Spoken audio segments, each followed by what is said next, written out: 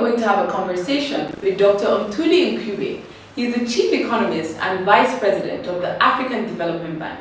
Today we're going to have several interesting conversations with him. We're going to talk about the recent GDP rebasing efforts by several African economies.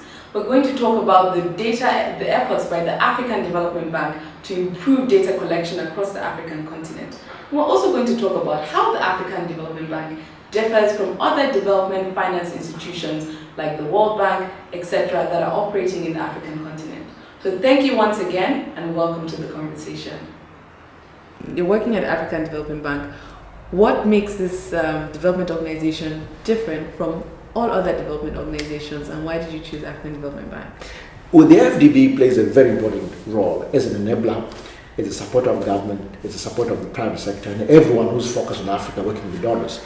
Basically, it's a construction of African government working with foreign governments in terms of developed nations, working together to help Africa.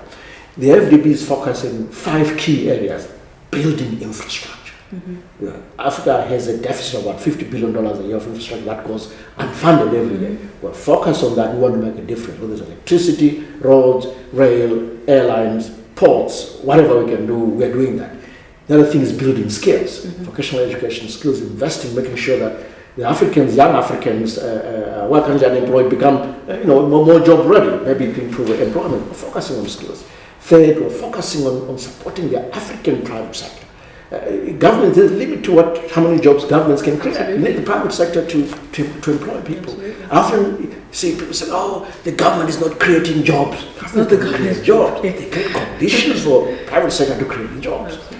We're also focusing on making sure that Africa is better integrated. So we focus on regional integration using our strengths such as cross-border roads, cross-border rail, ports that support the entire region in a way. So we are doing that. And finally, we're also investing in improving the quality of governance, whether it's service delivery, better accountability, financial governance.